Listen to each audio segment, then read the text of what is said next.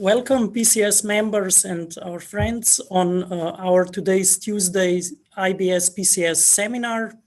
It is a great pleasure to have with us today Professor Boris Fine, and I would like to invite our scientific host Sergey to introduce our speaker. Please, Sergey.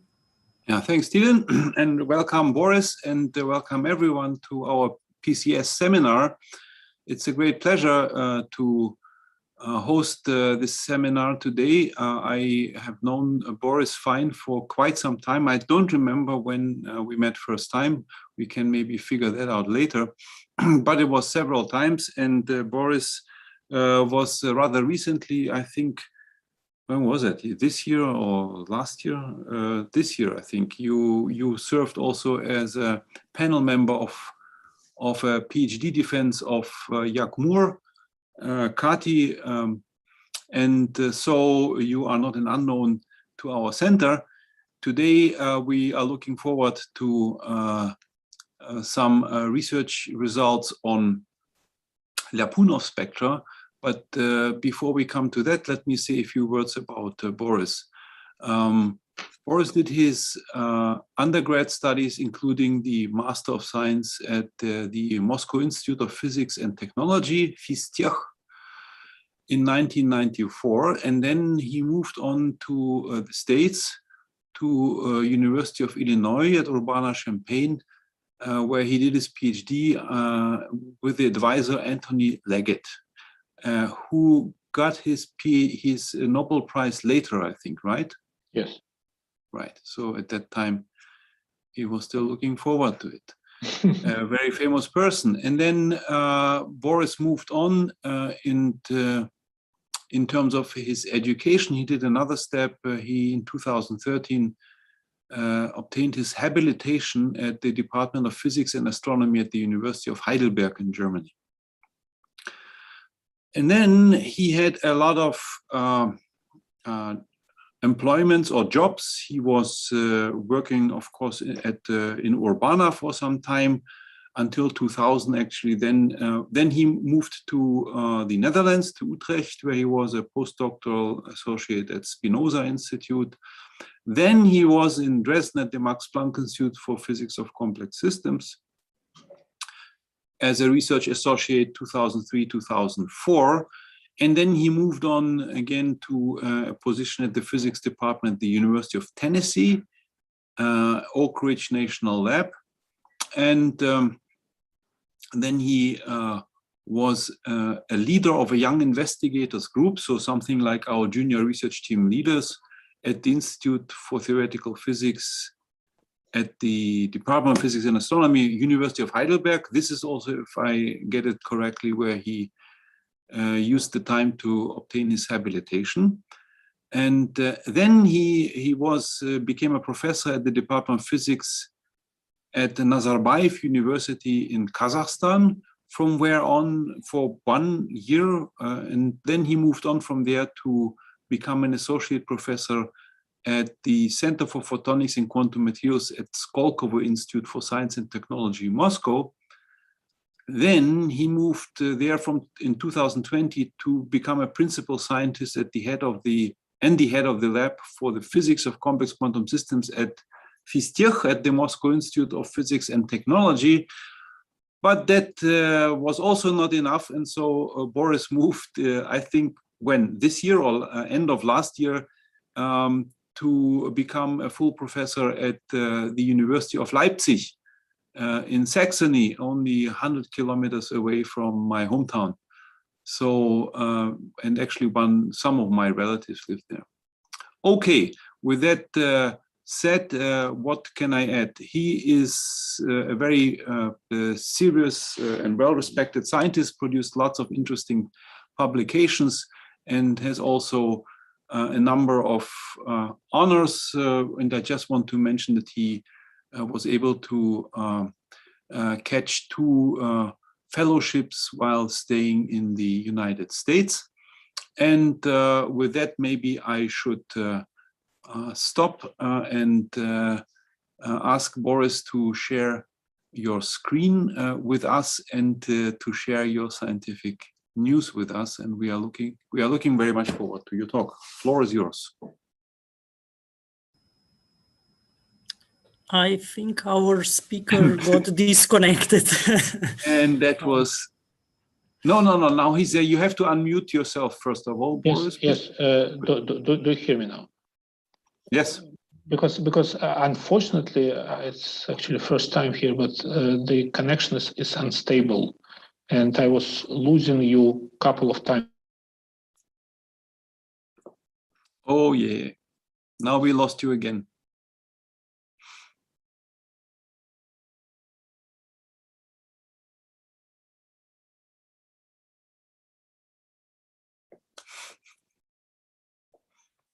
Tillian, what do we do? I'm not sure. Let's see. No, okay, he moved, he went out, and maybe he will reconnect. Okay, there he is.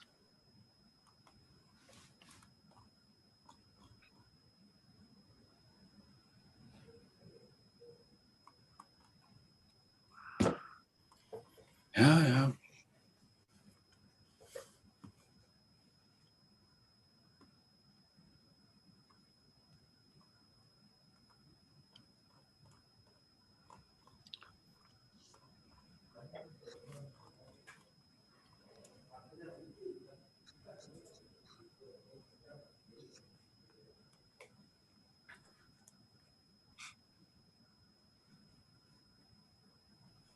And that's all live on YouTube. This is all live. Maybe we can cut it later. I don't know. No, you can't cut. Oh, here he is. Okay, so he did something maybe to his router. Somehow something is unstable with the internet connection here. Do you all hear me? Right now, yes. Yes, great. Well, let's try. Let's maybe try to proceed. I hope it will go well. Hello. Yes, go ahead. Yes, okay. So can I proceed? You have, yes, please. You have to share your screen.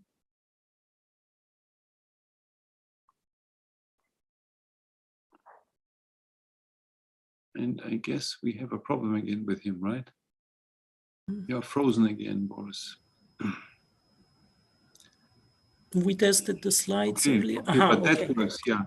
Boris, maybe you want to switch off your yes. camera to yes. Let's try. Reduce the load if that helps. I don't know, but oops. Yes, video and then yes. But now you unshared your screen. You have to share. Yes. I come back to that. Yes. Mm-hmm. Yes. Okay. Yes. Are we good? Good. Okay. Good. Yes. Sorry for the trouble. Sergey, thank you very much for the invitation, and let's hope that it technically all goes well. So the subject of my presentation is the dynamic thermalization and chaos in many spin systems.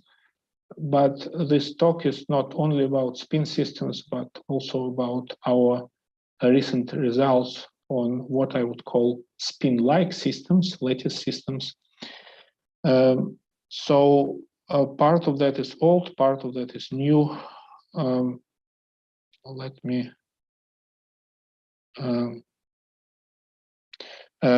start with the general introduction. Like quite a few of you, I work on the subject of dynamical foundations of statistical physics. So the broader view of all that is that at the end of the day, we use thermodynamics in our everyday engineering tasks. Thermodynamics is based on statistical mechanics, which is also a well-established branch of science. However, the statistical mechanics as such is based on certain foundations that are not as well established. In particular, part of the difficulty here is that on the one hand, we know that statistical mechanics works extremely well. On the other hand, we do not understand the applicability limits of statistical mechanics. And part of the reason we don't understand them because the foundations are not so well established, and then once in a while come various surprises. So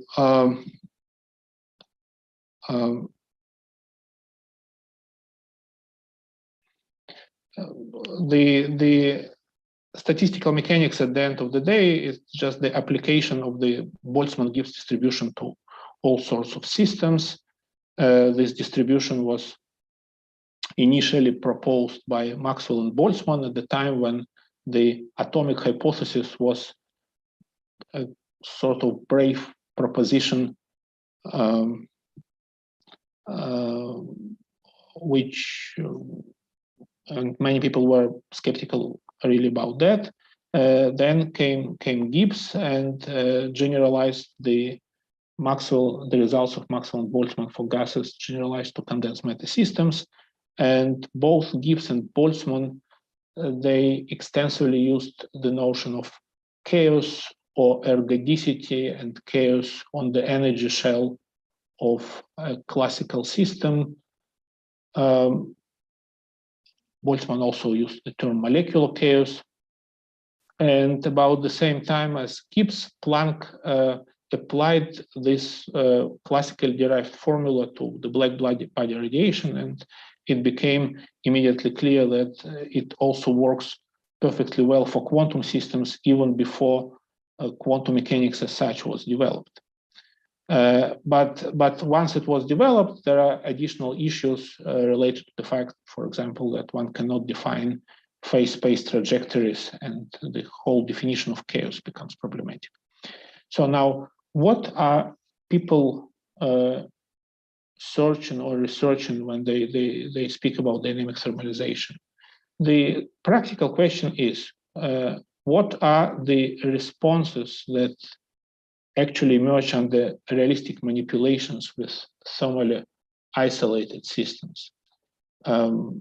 How chaotic should the system be? What chaos implies? Can one have deviations from the Boltzmann Gibbs distribution, and so forth? Now, chaos is an important notion in this context, but exactly how important it is, that's the issue people are trying to research. For example, the famous textbook of Landau and Lifshitz on statistical physics basically presents the entire statistical physics, even, I think, without mentioning chaos at all. But nevertheless, what is chaos? Chaos is unpredictable behavior of deterministic classical systems resulting from exponential sensitivity to small changes of initial conditions. A typical example of chaotic system is a billiard.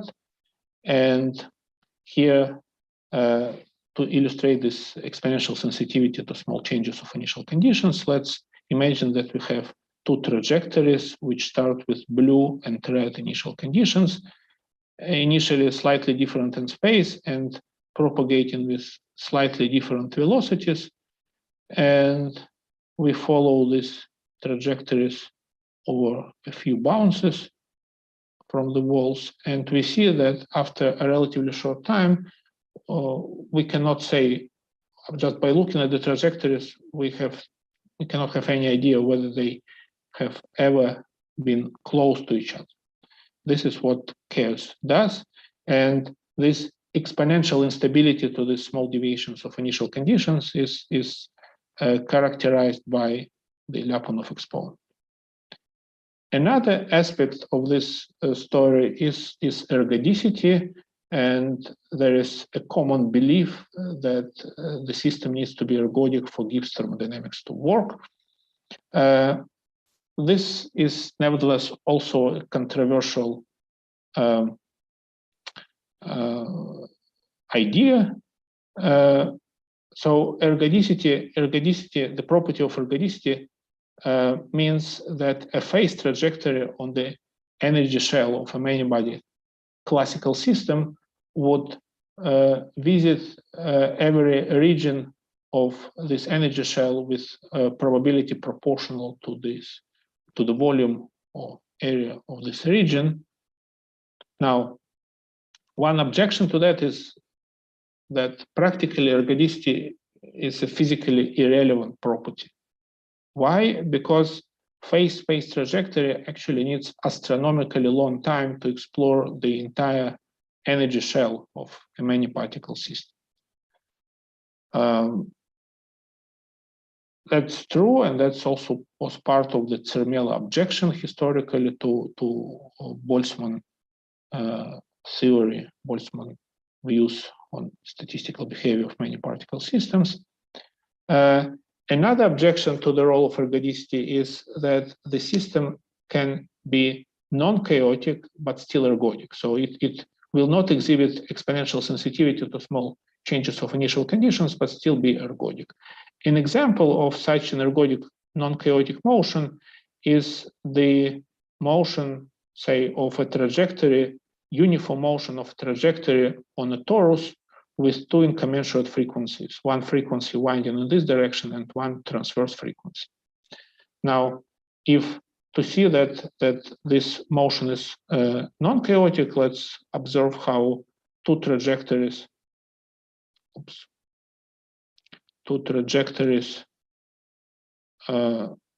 which are initially close to each other move on this surface. So on the one hand, they forever remain close to each other. On the other hand, they cover the surface ergodically. So here there is no chaos.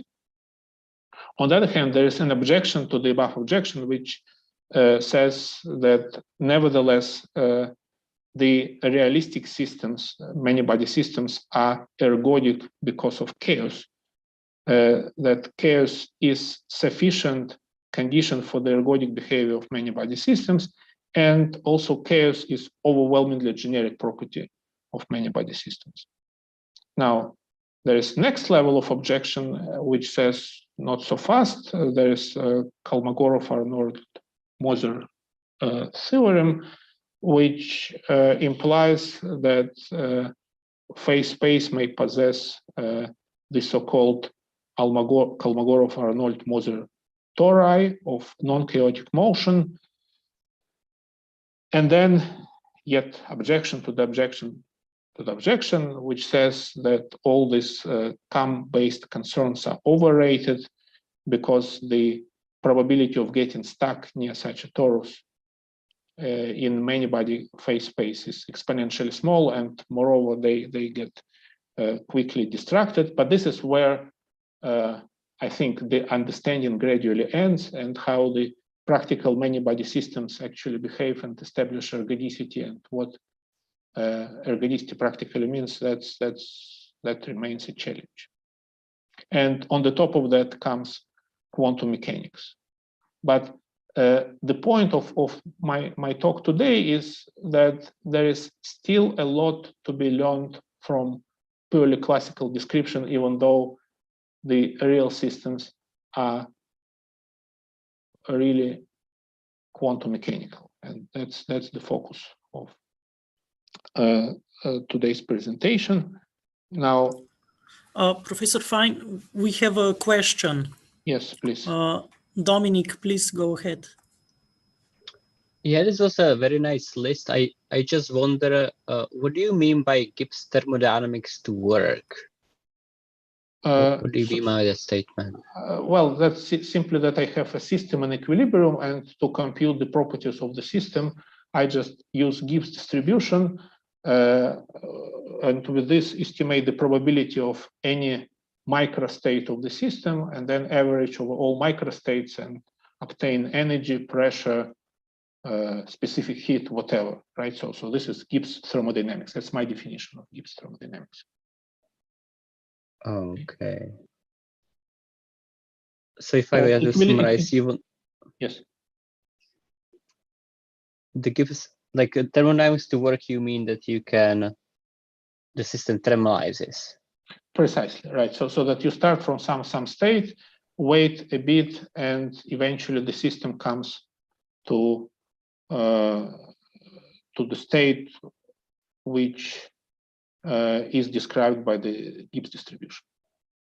Right, but that's not really a problem of thermodynamics. That's kind of like,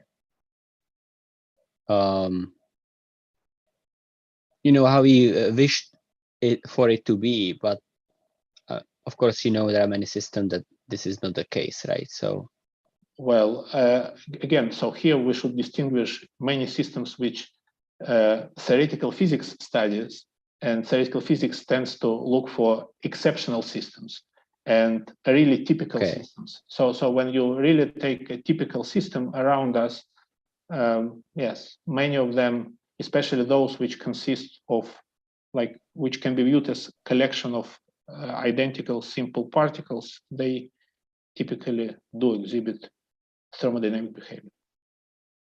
At least that's my view. Okay. May I proceed? Yes.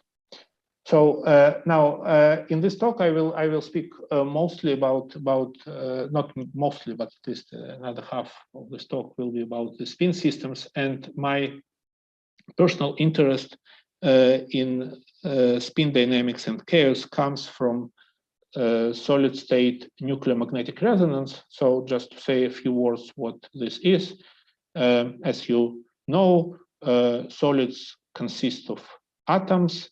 Atoms consist of electrons and nuclei. So nuclei are heavy particles which sit in the middle of the atom, and each is charged, and some of the nuclei have angular momentum, which is called spin, and because they're charged, they also have magnetic moment, and with that they interact with magnetic field and with each other. And when you put them in magnetic field, if they were classical, they would exhibit Larmor precession, and spin 1/2 nuclei, many of them are spin 1/2, also exhibit Larmor precession, but quantum mechanically it means the splitting of between two energy levels for a spin 1/2. So a lot in this business of NMR is about going from a real quantum systems to classical intuition, and often classical intuition works surprisingly well, not just intuition, but also as a method of quantitative calculations. But let me not go into this subject of classical versus quantum in NMR, but just assume that I want to use classical spins to describe interacting nuclei in solids. There was a question? Yes, there was a question from Merab. Yes. Yes, hello, Professor Fine. I have actually I had a question about the previous slide, but somehow yes, let's go back. Yeah, so in the end of the day, I didn't quite get the where did we stop? So, or the possible answer to this question: does the system needs to be ergodic to have Gibbs thermodynamics to work, or what is the suggestion so far, or are we about to answer this question, or what? Well, okay. Let me put it like this: it needs to be ergodic enough, but everyone understands different things in this requirements. It certainly needs to be ergodic enough, but what one practically understands as ergodicity is certainly not the property of a phase space trajectory to visit the vicinity of every point in the phase space on the energy shell. And that's really where then there is notion of ergodicity, which, for example, people use who deal with glassy systems. They sometimes call glassy systems non-ergodic, whereas in fact they might be really ergodic if one thinks of them rigorously mathematically. But so the question of ergodicity really comes with the question of the time scale. How much time does it take for a typical statistical distribution to emerge, or for a part of the system to start exhibiting a typical behavior? And then this in turn depends on what property you are looking at. For some variables, this ergodization can be thought of as appearing fast. For others, it can be it can take much longer time. So this is I don't have a clear answer to this question myself. Okay, thank you. Yes. So speaking further about NMR, just to give you a brief idea what NMR does, a typical setting in NMR is the free induction decay. So you slightly polarize nuclear spin system as shown here, and then you let this polarization decay because of the interaction between nuclei. This is the Hamiltonian that the system has, and the polarization just decays. Now, in order to compute this polarization decay classically, one technically needs to average over all dynamical evolutions in the system, which starts with a particular distribution of initial conditions. And now I have a short animation which would show how typically this evolution looks like. So this is 6 interacting classical spins. And one intuitively sees that such a motion is fairly random. Whether it is strictly chaotic and strictly ergodic, again, intuitively you would say yes, but this is something that needs to be shown and verified analytically or numerically. And so in particular, to show that this spin dynamics is chaotic, one really needs to do the following calculation or estimate. So instead of considering just one trajectory or one realization of initial conditions, which seem to lead to fairly ergodic behavior, in order to prove that the system is chaotic and has Lyapunov instabilities, one really needs to take 2 very close initial conditions and follow how the difference between the spin coordinates grows with time. So this is an example of 2 sets of initial conditions evolving. You have seen that they were initially very close, but again, after a while, they became very different. So this was the exponential instability and exponential sensitivity to small changes of the initial conditions. Now, when one describes or computes these Lyapunov instabilities, and now I'm specifically discussing spin systems. Let's do the following. One uses the following procedure. This is the Hamiltonian of classical spins interacting on a lattice. Now the system is classical, and therefore the time evolution is governed by the Poisson brackets. So you do Poisson brackets between spin variables and this Hamiltonian, and you end up with such a, I would say, fairly familiar equation of motion for each spin. The meaning of this equation is that the spin fills a local field, which is denoted here by letter small h, and the local field is has contributions from the nearest neighbors of a particular spin and is determined by these coupling constants of the Hamiltonian. Now, so this gives you the individual trajectory. In order to compute small deviations, you need to linearize these equations of motion with respect to small deviations. This is a fairly straightforward mathematics. So you linearize both with respect to delta S and delta H. So that's the first equation, and delta H is in turn determined by the deviations of the coordinates of the neighboring spins. So in a sense, a deviation of initial conditions for one spin creates deviations of initial conditions on the neighbors, and then the neighbors act back and forth, and that's how these chaotic deviations grow. Now, the Lyapunov exponents are defined in many dimensional phase space. So here one can define a phase space vector. In this particular case, I pedagogically just put all the spin coordinates into this vector, which is a bit more than the degrees of freedom than the system has, because the length of each spin is fixed, but it doesn't play a role here.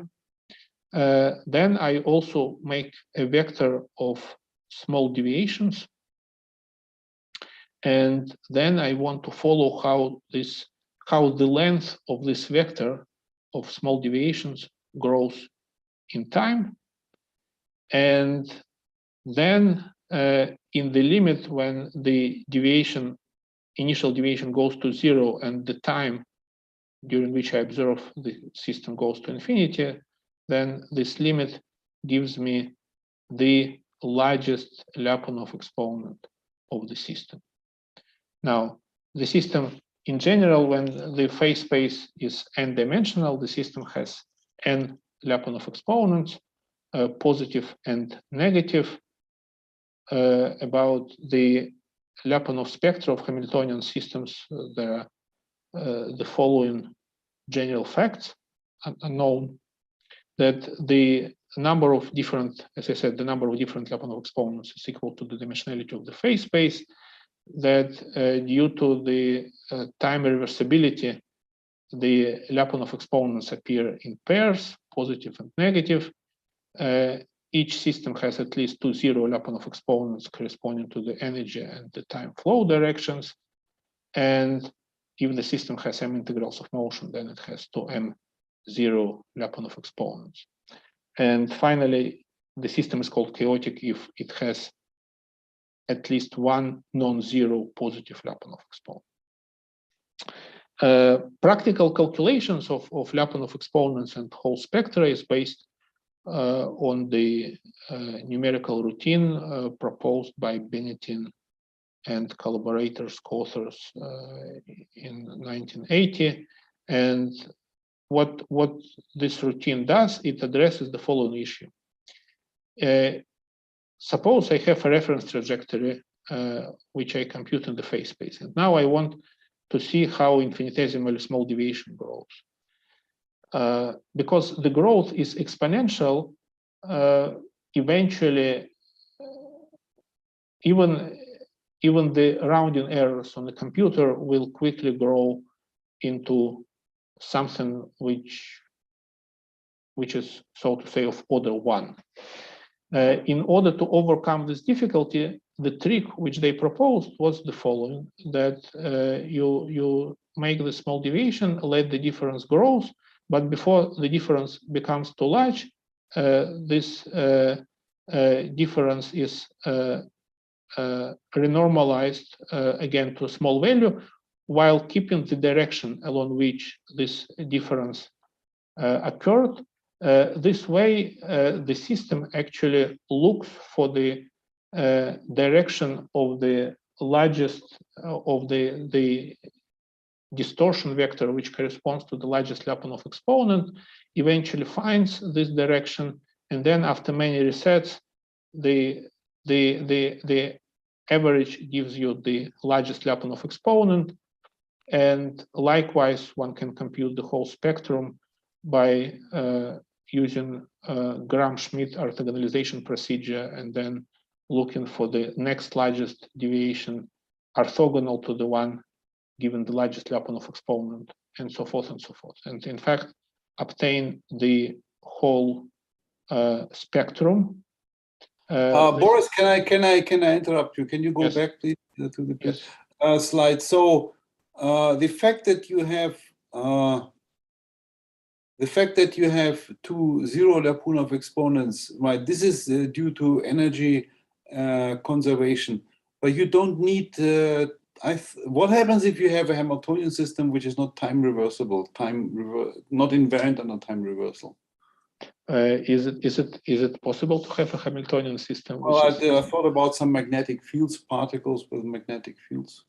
That is still right. So is this fact, in other words, that they come in pairs really due to time reversibility, or is it? I'm just questioning that statement, but I'm not sure. Right. At the end of the day, it also. I mean, the fundamental fact is the Liouville theorem, right? That the phase space volume needs to be conserved, right? And so the growth needs to be compensated. But now you ask the question indeed. I mean, such a simple question. What happens if you just, for example, add magnetic field, and technically dynamics is not reversible? Frankly, I don't know off the top of my head. I mean, I will have to think. Yes. Let's talk later. Thanks. Yes. Good. So, yeah, that's again quite typical example of calculation of the Lyapunov exponent. So the Lyapunov exponent, it's important that it is the limit, right? So the time goes to infinity, and then you get a definite number, but instantaneously or during short time interval, the growth rates can significantly fluctuate, and so you need to do a large number of resets to eventually come to the average, which represents for example, the largest Lyapunov exponent. And likewise, you can use the orthogonalization procedure and compute other Lyapunov exponents, and this is how typical calculation looks like. This is the test, consistency test, say for a chain of 18 spins, which indicates that, so this is the index of the Lyapunov exponent. The first from 0 to 18 are supposed to be positive, and then the rest is negative. So you have the absolute value here, and you just check that they come in pairs, and you see that they do. And here at the bottom, there are 6 zero Lyapunov exponents, which correspond to the number of the integrals of motion, that the system has. Now, sorry, and which ones are those? So energy, then probably some. Okay, so this is Heisenberg spin chain. So yes. that's a bit in Heisenberg interaction is isotropic. So the total spin polarization of the lattice in X, Y, and Z is conserved.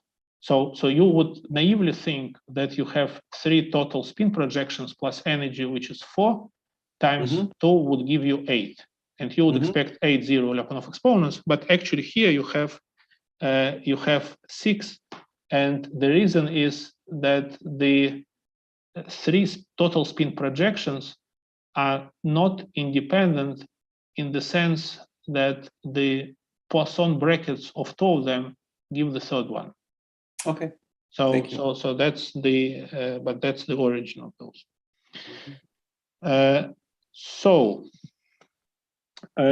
And then we were basically once we learned how to do these calculations, we decided to address one of these issues of in the foundations of statistical physics, whether a typical system is actually chaotic. And we did this as follows. We just took 7 different lattices, 1-dimensional, 2-dimensional ladder, 2 layers, cubic lattice, then like triangle ladder or triangular 2-dimensional lattice, And for each of these lattices, we randomly sampled a huge number of interaction constants. So huge, it's for each lattice was like several thousand randomly sampled interaction constants on the so-called interaction sphere. So the sum of these three constants was constrained to be equal to 1. We were hoping that this way we may discover some non-trivial integrable spin system which would have zero Lyapunov exponent. We would just have the zero Lyapunov exponent, and that would be an indicator that the system is non-chaotic, therefore integrable. Now, what we discovered, however, is summarized in this plot. So in this plot, on the horizontal axis, you see the maximum of the three coupling constants. And in this case, there is one trivial integrable limit, namely the one when one of these three constants is equal to 1 and the other two are equal to 0. This is the Eisen limit. In this case, when you have just Eisen-Hamiltonian ZZ, the Z projection of each spin is the integral of motion, and therefore the system is trivially integrable. And you see here that as you approach the maximum coupling constant equal to 1, the Lyapunov exponents go to 0. But except for this trivial integrable point, we did not discover any other integrable points. So the lessons that we learned were first that there are no integrable cases for large spin lattices besides the case, the Eisen case. Second, what you also see in this plot. So here, each point on this plot gives you the value of the maximum Lyapunov exponent for one combination of interaction constants. And you see that, for example, for one-dimensional chain, this largest Lyapunov exponents, they are nearly independent, right? As long as independent of the coupling constants, as long as this condition is fulfilled. The same happens for square lattice, cubic lattice, and in general the lattices which are bipartite. The black points here, a bit spread, and the gray points, they correspond to this last two lattices which are not bipartite. So you cannot represent them as a sum of two sublattices such that one sublattice only interacts with the spins from the other sublattice and vice versa. Now, this is what I just said. Now, another observation was that in the vicinity of this integrable point, when we plot here on the horizontal axis 1 minus j max, and we do this on the logarithmic scale, so 1 minus j max, and on the vertical scale, the maximum Lyapunov exponent, then we observed basically universal power law scaling, really scaling 1 minus j max to the power of 1/3. I guess our conversation with Sergey was in particular around this point, because our goal here was not to do a systematic study in the vicinity of integrable limit, even though since that time, I thought and still think that this is a very important question, how actually chaoticity in these lattices emerges as one steps away from the integrable limit.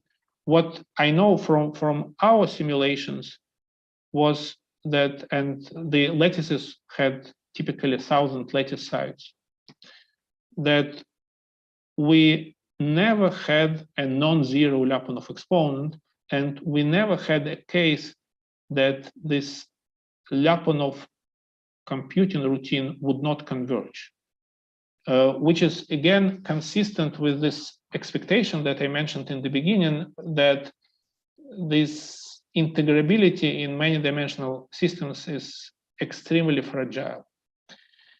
On the other hand, yes. There's a question, Boris, from Dominic. Dominic, yes. Shoot.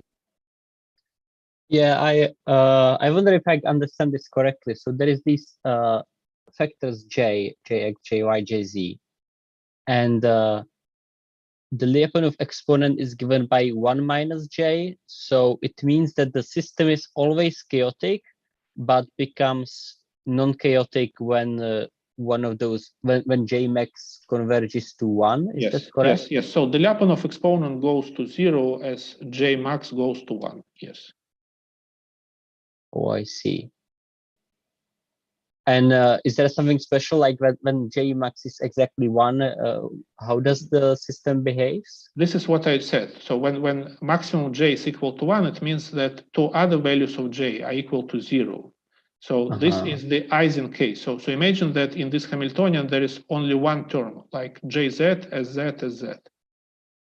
In this term, all right, in this term, the Z component of each spin commutes with the Hamiltonian and becomes the integral of motion.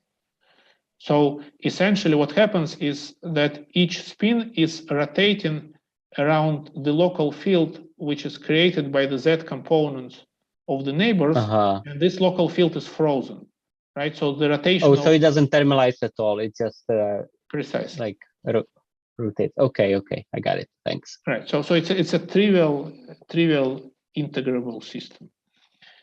Okay, but so now what? Boris, I have another question. I don't understand, why is actually lambda in the bottom plot, why is lambda max kind of independent of J max for most of its J max values?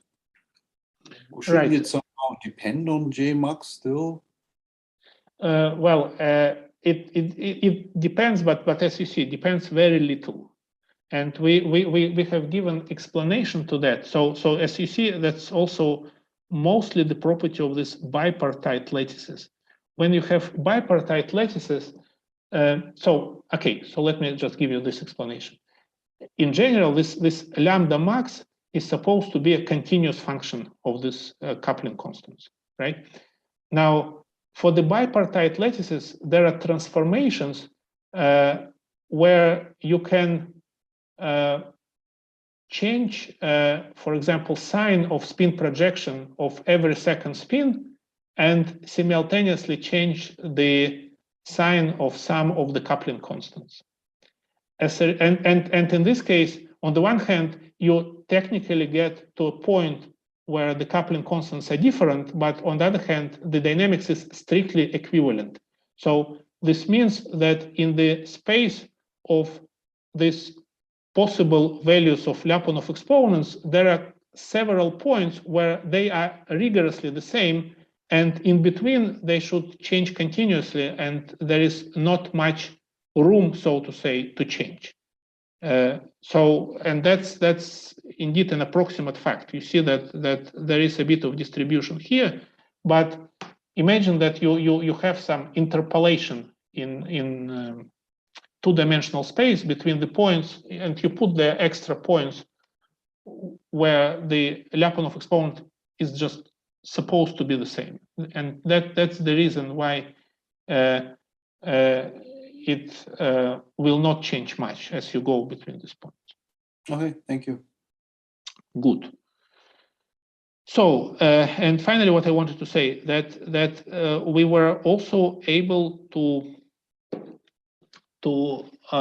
derive actually this power law 1/3, and the picture was the following. Qualitative picture was the following. So, in the vicinity of the integrable limit, you have slow coordinates, those which were formally conserved, for example, as z, and you have fast coordinates, which is the angle for sy and sx. And in the mathematical literature, it's called action angle variables. So the action variables are going to be slow, the angle variables are going to be fast. But the Lyapunov exponent has a Lyapunov vector which has projections on both slow and fast variables. And this Lyapunov growth should be the same along this slow and the fast directions. And from this argument, the fact that the Lyapunov growth is, on the one hand, has the same rate for the slow and the fast directions. On the other hand, the evolution of the slow directions is controlled by the fast directions. From that, we were able to extract a typical profile of the Lyapunov vector, which corresponds to the largest Lyapunov exponent, that it is supposed to have a relatively, as far as I remember, relatively small projections on the fast directions and say larger projections on the slow directions. And further from this scaling, actually this dependence 1/3 followed with some manipulation. So that was the a result of that paper. And then we had a few. Can I ask a question before you, please? Yes. Yeah, so I want to ask, so you said that you have obtained the form of this tangent vector. I have a question. So in the proximity to the integrable limit, can you tell anything about how does it look like? Anything? So yeah, basically that's the question. Right. So that it's in this Fizerev letter paper, right? So I cannot just say it in words. Okay. You obtain scaling. So you obtain how the ratio of a typical projection of the Lyapunov vector on the fast direction to the typical projection on the slow direction. Okay, thank you. Mm-hmm. And then the slow projections, they make sort of local fields which act on the fast projections, and fast projections, they make local fields which act on the slow projection. And from that, I mean, it's now difficult just to explain it in words. I mean, okay, thank you. I have another sort of a question to ask if before we transition to other work. So as far as I understand, the idea of this research was to maybe find out some, I guess, integrable or maybe close to integrable systems, right? Yes. So I want to ask. Some paper came to my mind by Kurchan. They did some other approach. I'm not very aware of the exact details, but the idea was, again, by using Lyapunov exponents, they were able to find in Fermi-Pasta Ulam chain, for example, weakly chaotic regimes and specifically solitonic solutions and so on. And basically what they say is that they devise some technique from which they can actually probe weakly chaotic dynamics and find if there exists such dynamics. So my question is, maybe you are aware of this, and maybe you could say a few words, or if not, then I can bring your attention to this paper. Maybe it would be relevant. Yes, right. I think I have heard of this work, but I never had time to look deeply into details, right? So, but thank you for bringing it up. Yes, and I would look it up more. Yes. Okay. So I have no comment about their work. Right. Okay. Let me stop.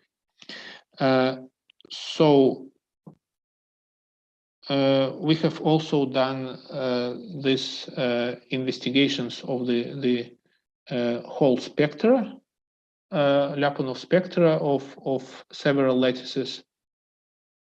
This is an example of the spectra. They don't look like very particular. These are just values of positive Lyapunov exponents as a function of their number.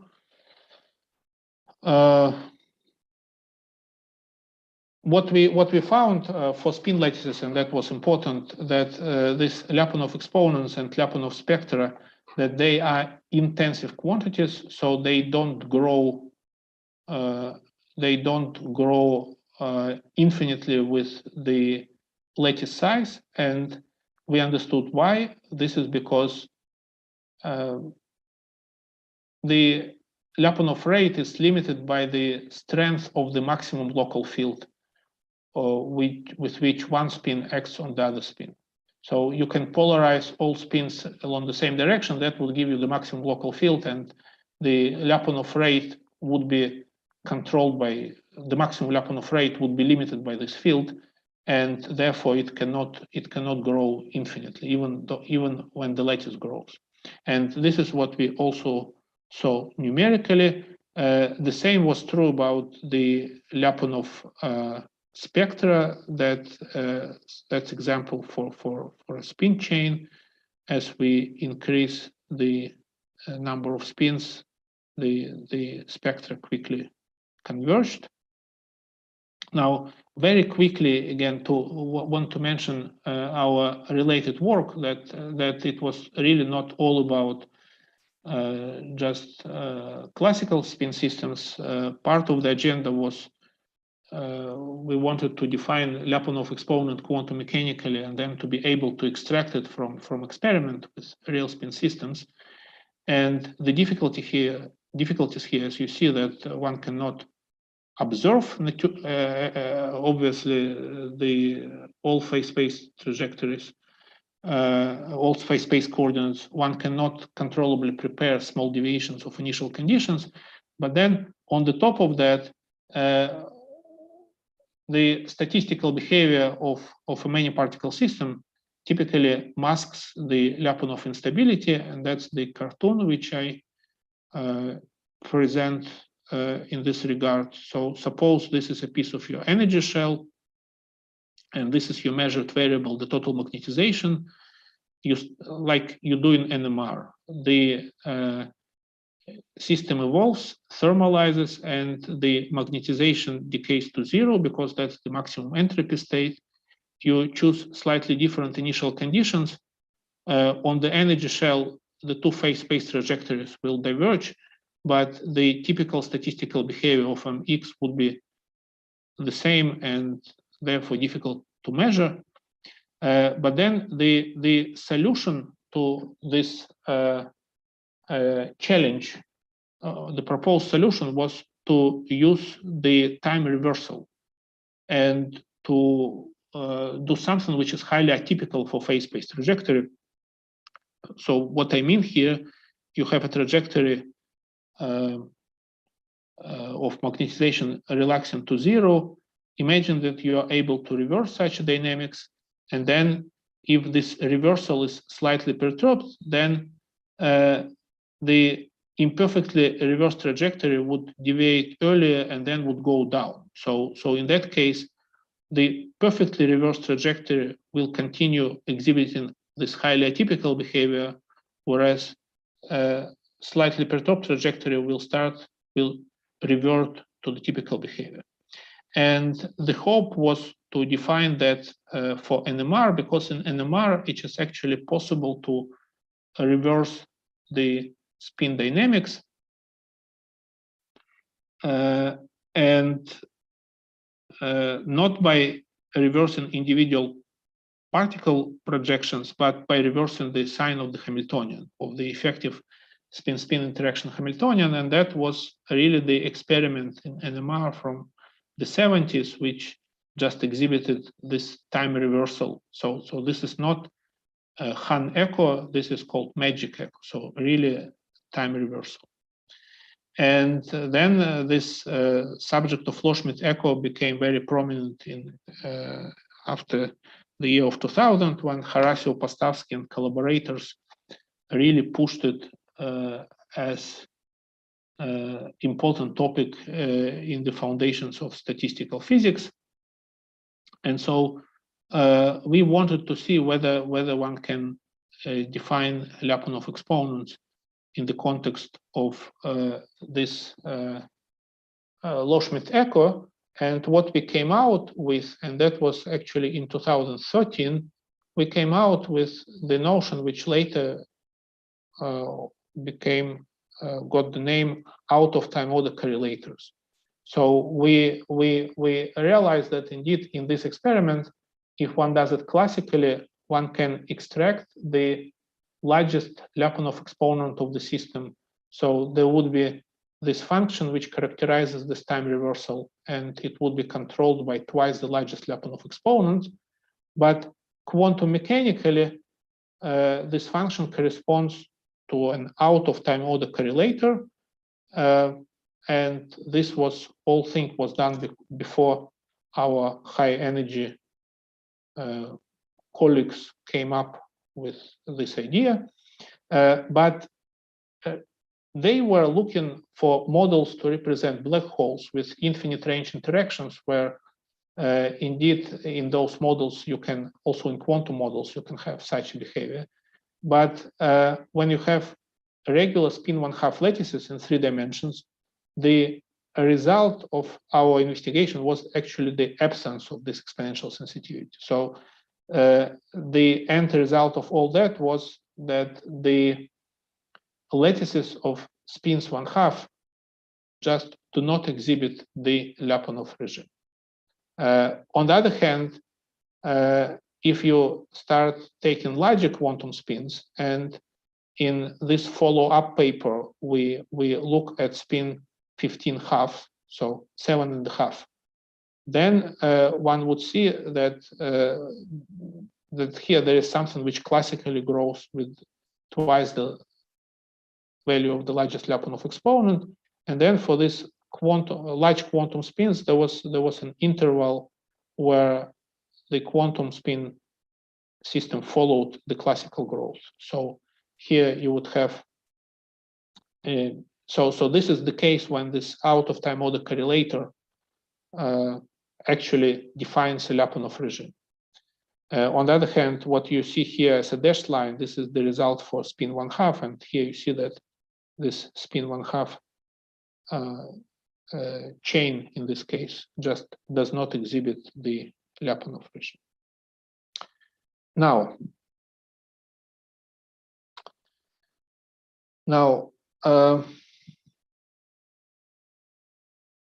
one other thing that we investigated was the connection between Lyapunov exponents for spin lattices and really thermodynamic phase transitions. Professor Fine, yes. We have a question from Dario. Yes. Yeah, hello. Can you go back by one slide? Yeah, here. Here, the fact that with spin 1/2, you don't see the exponential growth could be motivated by the fact that this exponential growth in quantum systems, let's say, is expected to, let's say, to be quite restricted in time. I mean, essentially, it's expected to like finish with times of order the logarithm of the number of degrees of freedom. So it's possible that not even that, yes, but okay, yes, please go ahead. So maybe if it were possible to go to larger system size, you could maybe see a larger time scale in which you can see this exponential growth. When you have spin system with short range interactions, our understanding from that work was that it would not grow with the system size. So in order to define a range of exponential growth, you need to have at least time range and this variable range at least 1 decade to make exponential scaling. Now, the reason why lattices of spins 1/2 do not exhibit this exponential regime qualitatively is the following. Classically, the mechanism of this exponential growth is that you make small perturbation of one spin. This small perturbation creates a perturbation on the neighbor, then it comes back to your original spin, and then it goes back and forth. So the mechanism of this Lyapunov instability, it is basically local, and the Lyapunov exponent itself is a local quantity. It is not something which grows with the system size or knows about the system size. Now, the problem with spin 1/2 is that when you make a small deviation of spin 1/2, quantum mechanically, what happens is that you create a superposition of the initial fully unperturbed state and the state with the opposite value of spin. So the state where the spin is flipped completely. And therefore you just the mathematical structure of quantum system is such that by this small perturbation, you still create a superposition of really large perturbation and no perturbation at all. And so it's also the case for classical spin system. If you take a classical spin and you just take one of these spins and flip it completely, so you make a perturbation which is very large, then your phase space vector will be further perturbed as the system evolves, but it will no longer be in the Lyapunov regime. So the perturbation will grow as a power law. And okay, so essentially you are saying that spins 1/2. Yes. Okay, so essentially you are saying that in the spin 1/2 system there is no small perturbation regime. I mean, any perturbation is immediately large. Right. Okay. So experts in the field would object to me saying, okay, there is a Bloch sphere, right? So you can, and that's what I thought when I went into this project. I went with the intention to define the quantum Lyapunov stone. But so the experts would object that you have a Bloch sphere, and so you can imagine that small rotation of something which would make a small perturbation on the Bloch sphere. And if the spin 1/2 were isolated, that would indeed be the case. But when you have a lattice of interacting spins, and you make a small perturbation, for example, of an individual spin, then the interaction with the neighbors very quickly leads to the decoherence of this Bloch sphere. So on the Bloch sphere for an individual spin, instead of just having a pure state which slightly rotated, you get a mixed state, which is just a mixture of unperturbed state and strongly perturbed state. So that's, again, really the best explanation I can give.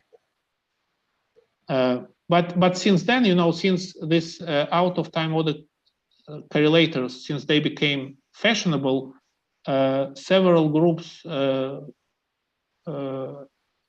considered this, repeated the simulations, and it is a consensus that there is no Lyapunov regime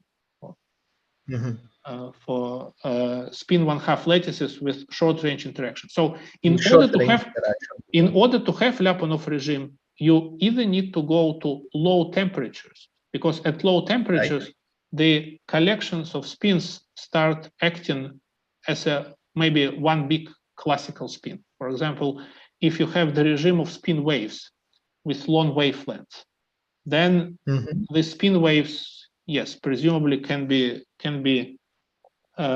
looked at classically, and there will be a regime of nearly exponential growth. But at a typical temperature, which is of the order of a typical coupling constant, at that temperature, this spin 1/2 system would not exhibit chaotic behavior.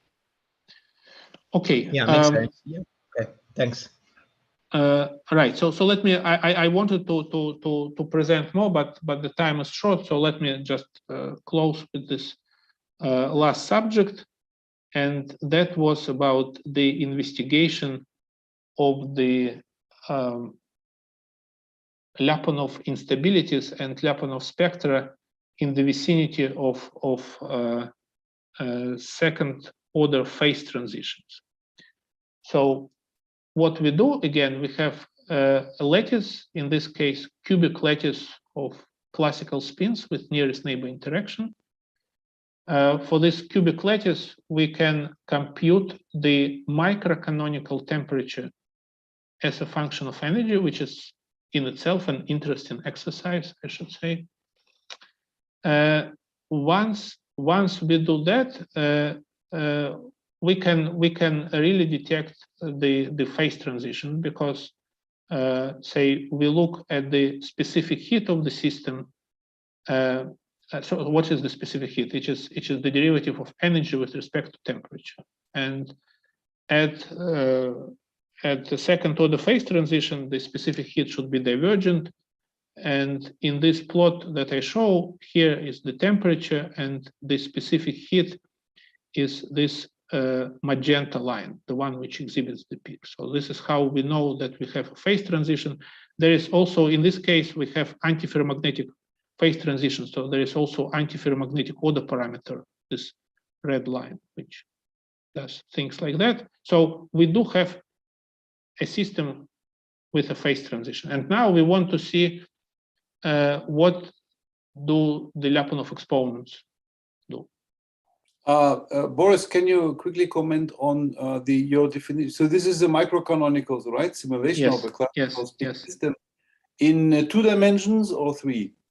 In 3 dimensions. So it's a cubic 3 dimensions, right? So, and how do you define temperature here?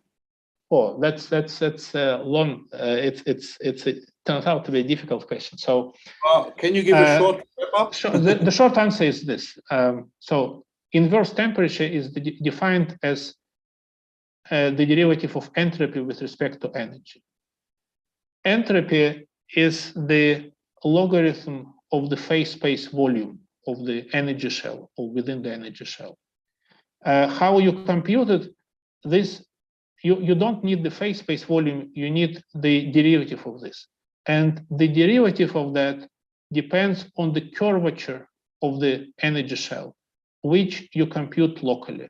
So you go with the phase trajectory on the energy shell, and then in the vicinity of various points, you just probe the curvature. How do you probe the curvature? You just make small walk away from this point and see whether you are on a larger energy shell or on a smaller energy shell.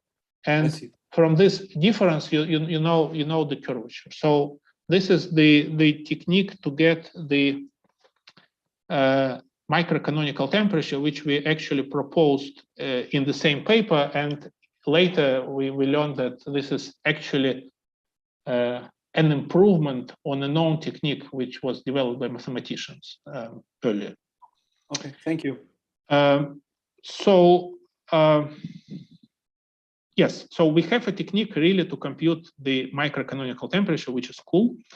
And then we computed the Lyapunov exponents as a function of that temperature. And you see, so what the green symbols here are the largest Lyapunov exponent. So it just goes through a phase transition without noticing much. Here, this blue lines, this is the Kolmogorov-Sinai entropy, which is the sum of the positive Lyapunov exponents. It also goes through a phase transition without noticing much. So overall, the Lyapunov spectra and Lyapunov exponents seem to care rather little about a thermodynamic phase transition, even though the sum of them is called Kolmogorov-Sinai entropy, and you would expect that Kolmogorov-Sinai entropy would know something about thermodynamic entropy, but this is just really not the case. Now, nevertheless, we were able to obtain one characteristic of the Lyapunov spectra, which we called the G index, G, this capital G, which you see here, that it exhibits the peak at the phase transition. So what is this G index? So this is, to explain it, these are our Lyapunov spectra as function of temperature. So the red line is for the infinite temperature, almost straight line. Then it becomes more curved and more curved. And it turns out that the maximum curvature of this Lyapunov spectrum corresponds actually to the temperature of the phase transition. And then you go to lower temperature, and then it becomes less curved. Now, in order to characterize this kind of curvature, we came up with an index which we called G, and it is defined rather simply. It is the ratio of the maximum Lyapunov exponent divided by twice the average Lyapunov exponent, average positive Lyapunov exponent. So if the dependence here is a straight line, we would have this G index equal to 0. And as it gets more curved, this G index departs from 0, and we called it G index because the same index exists in economics, in the theory of income distribution or income inequality. It's called Gini index. So if instead of Lyapunov exponent you prove here the income of people, then you want to characterize the fact that the richest people have all the money, that's the index you use. So in that case, that would be the maximum Lyapunov exponent. So this G index is exactly like Gini index for the income distribution, and it is this index that we plotted here. And in this particular case, it exhibited the sharp maximum at the phase transition, and that really reminded me about the plots which I saw in this recent preprint by Mirab and Sergey.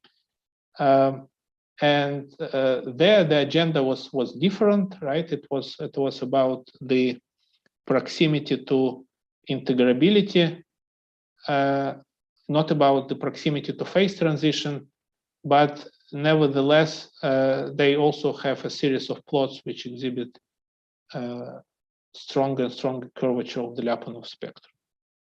Now, obviously, in the vicinity of the phase transition, one starts having critical fluctuations. So these are long-range fluctuations. The system is supposed to be long-range correlated. Why does it produce such behavior? I should say, frankly, I have no explanation. That was just an observation. Moreover, what we did, we systematically investigated not just isotropic Heisenberg interaction, but a number of cases. And in spin lattices, you can always define positive temperature and negative temperature. If you have antiferromagnetic transition at positive temperature, you have ferromagnetic transition at negative temperature, and vice versa. And so for each lattice, we looked at the vicinity of both positive and negative temperature phase transitions. And we observed that if G index has peak, for example, at positive temperature, then at the negative temperature, it knows nothing about the phase transition, and vice versa. If it has a peak at negative temperature, at phase transition at negative temperature, it doesn't show much at the positive temperature. So here is another example. Now, there is one particular special case when the positive and negative temperatures are symmetric, so to say, and in that case, it really does not exhibit phase transition, does not exhibit any peak around phase transition. Now, let me just discuss this first pair of plots. So here on the left side, you have antiferromagnetic transition, and on the right side, you have ferromagnetic transition, basically in the same system. Now, and the system is Heisenberg model with isotropic interaction. Now, what one needs to understand here is that there are two kinds of, so to say, two kinds of phase transition. When you have ferromagnetic phase transition, the order parameter is the total polarization of the lattice, which is the integral of motion of the system. And therefore, the largest Lyapunov exponent, probably other Lyapunov exponents, don't care much about this variable, which doesn't play a role in the dynamics, actually. And for the antiferromagnetic order parameter, so the nil order is not the integral of motion. So in this case, this these antiferromagnetic correlations, they always exist dynamically, and when they emerge, they do affect the dynamics of individual spins, and they do affect the Lyapunov vectors.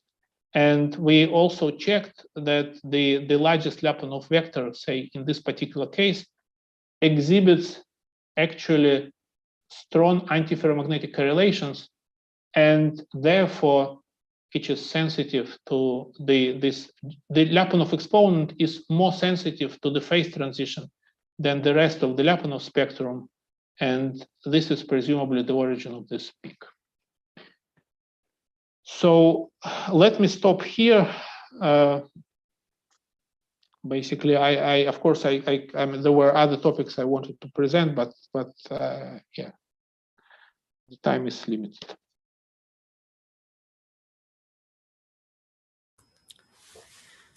Okay, thank you, Professor Fine, for your excellent talk. So let us thank our speaker. Thank you. And we have some time for questions. Perhaps let me start. So this phase transition, did you try to do some finite size scaling? Perhaps could you maybe? Yes, so if you of course, yes. Mm-hmm. So because I mean, my guess would be that perhaps if you calculate Lyapunov spectra and for different system sizes, perhaps you could maybe get some sort of critical behavior. I mean, the transition. But this is what I mentioned at the previous slide here. So we did investigate the scaling of the Lyapunov exponents and Lyapunov spectra. So for example here, and you see that they are intensive. So the form of the spectrum and the value of the largest Lyapunov exponent, they do not depend on the system size, and they quickly saturate, which is consistent with the notion that the Lyapunov process is basically local. So, and these simulations for the phase transition were done for, so here you see that it's saturated for, okay, so let me look at three-dimensional system. Three-dimensional system is lattice L5. You look at lattice L5 here, each is these blue symbols, that's what they show. So this is how the value of the largest Lyapunov exponent depends on the number of spins in the system. Our simulations were for about, I think, 1,000 spins. So pretty close to our But have you tried to do this then to put it on the plot, the one that you've shown with phase transition? So when you calculate as a function of temperature. to do what? I mean, so for example, for two system sizes, and one would expect maybe kind of the larger system size you have, the transition becomes sharper and sharper. Oh, no, that's true. Okay, so one thing we did, and that's in our paper, of course, we looked at the specific heat as a function of system size. Right, so you see that so this is the plot which characterizes, you know, the finite size effects in a sense. So if you take a smaller system, then this peak is becoming more and more rounded, whereas we know that in the thermodynamic limit, this is the lambda point. So this diverges. But we were here pretty close to this divergence, and whatever happens with that really happens in a very, very close vicinity. Now the Lyapunov exponents, they just go through this entire range, totally kind of without paying attention. That's the observation, and this would not depend on the different system size. You can take Lyapunov exponents for like 2,000, 5,000 spins, 500 spins, they will be just on the top of each other. None of them will exhibit anything here. Yes, at least, I mean, part of this, we plotted this and that when we did our internal analysis, but in the paper eventually, only the finite size scaling of the specific heat is plotted.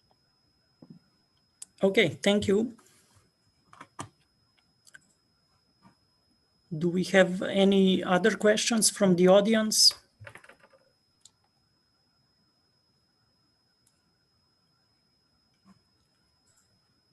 I guess it's a bit late already, that's why, and we had many questions already, so.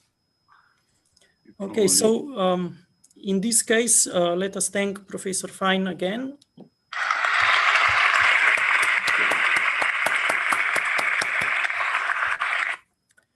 And with this, we conclude our today's seminar. Thank you all for joining.